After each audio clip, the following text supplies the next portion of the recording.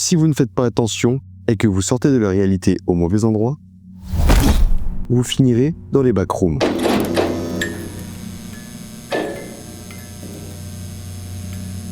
On a tous déjà fait ce rêve. Vous marchez, vous trébuchez, et au lieu de toucher le sol, vous le traversez. Comme un vieux jeu vidéo mal codé à no clip. Sauf qu'ici, pas de game over, pas de réveil en sursaut.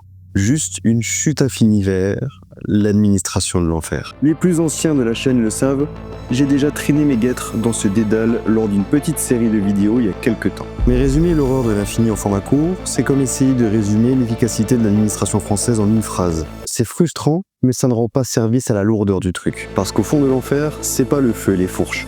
C'est 600 millions de miles carrés de moquettes jaunes qui puent le chien mouillé.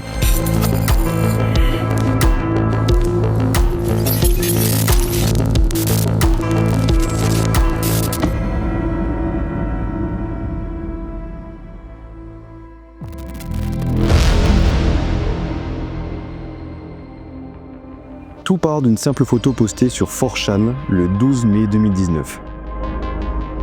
Un utilisateur anonyme demande des images qui mettent mal à l'aise. Quelqu'un poste cette photo. Une pièce vide, du papier peint jaune dégueulasse, une moquette qui a l'air humide et cet éclairage néon insupportable. La légende qui accompagne l'image est précise. Il n'y a rien d'autre que la puanteur de la vieille moquette humide, la folie du jaune monochrome et le bruit de fond incessant des lumières fluorescentes. C'est ça, le génie du concept. L'enfer ressemble à des bureaux administratifs des années 90. C'est un bureau de la Sécu un lundi matin, mais sans la pause café, et pour l'éternité. C'est la banalité du mal. C'est l'endroit où les rêves viennent mourir, coincés entre la machine à café et la photocopieuse.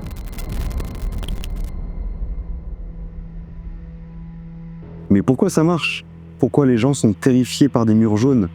La réponse tient en 2 mots. Espaces liminaux.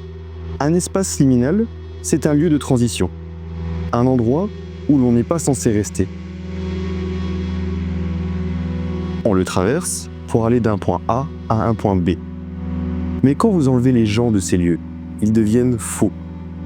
C'est ce qu'on appelle la kénoxie, la tristesse et l'angoisse d'un lieu habituellement plein de vie, mais qui est maintenant désert. Les backrooms jouent sur cette vallée de l'étrange architecturale. C'est familier. Vous avez déjà vu ce papier peint chez votre grand-mère ou dans une vieille mairie. C'est nostalgique, mais c'est corrompu. C'est comme si la réalité avait oublié de charger les textures et les personnages non joueurs. Les PNJ, pour ceux qui connaissent.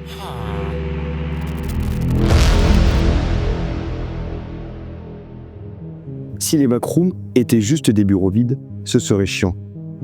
Mais Internet a créé une cartographie de l'horreur. Il existe des milliers de niveaux, et voici ceux que vous devez craindre. Ah putain, ma lampe elle s'est éteinte.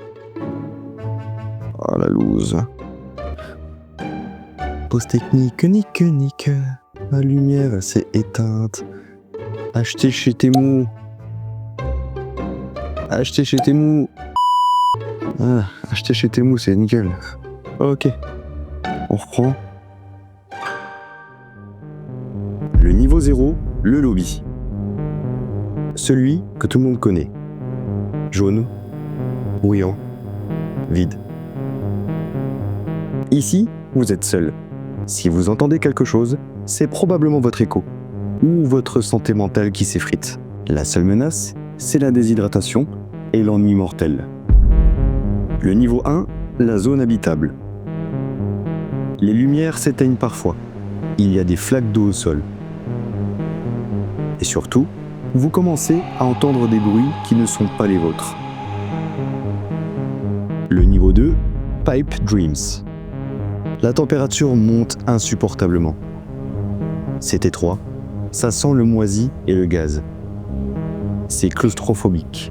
C'est généralement ici que les survivants meurent. Et puis, il y a mes préférés. Le niveau 37, les pool rooms.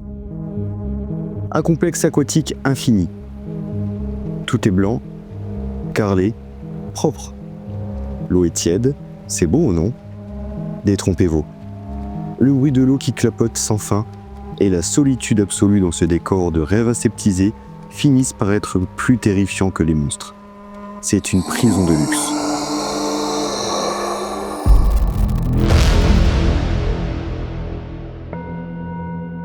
Le problème avec Internet, c'est qu'on ne sait jamais s'arrêter. Au début, les backrooms, c'était juste l'angoisse d'être tout seul. C'était parfait. Mais la communauté, dans son immense créativité morbide, a décidé d'en faire un wiki géant. On est passé de l'horreur psychologique Lovecraftienne à Pokémon. Ah, regardez, c'est l'entité 666 du niveau 94 qui aime boire de l'eau d'amande. De l'eau d'amande sérieuse? On est en survie ou dans un magasin bio? Cela dit, certaines entités restent terrifiantes. Les Smilers, ces choses qui vous observent depuis l'obscurité avec un sourire trop large, trop brillant. Ou les voleurs de peau, des entités qui tuent les errants pour porter à leur peau et imiter leur voix. Si vous entendez un humain appeler à l'aide dans le noir, fuyez. Ce n'est pas un humain. C'est ça la vraie horreur. Ce n'est pas d'être mangé, c'est d'être assimilé et de faire partie du décor.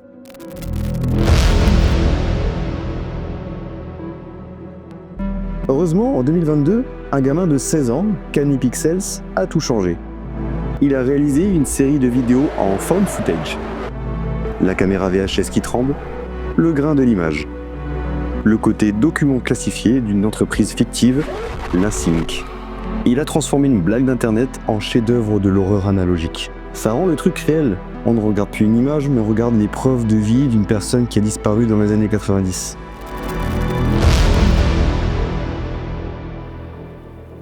Au final, les backrooms sont la métaphore parfaite de notre époque. Regardez autour de vous, les couloirs de métro, les open space grisâtres, les industries fermées le dimanche. On a construit un monde de boîtes pour y ranger des gens qui travaillent dans ces boîtes. Les backrooms, c'est juste la version sans filtre de notre société moderne. Vide, répétitive, et où la seule chose qui vous attend au détour d'un couloir, c'est une réunion qui aurait pu être un email ou un monstre qui veut votre peau. Quoique, le monstre ou le manager, je sais pas lequel des deux est le plus toxique. Allez, je retourne à ma réalité, Essayez de pas glitcher en allant au boulot demain. Et si vous entendez quelque chose errer autour de vous, ne vous arrêtez pas. On se dit à bientôt pour plus d'horreur, et d'ici là, ciao. Oui, j'ai réussi à tourner ma vidéo. Maintenant, je peux l'exporter.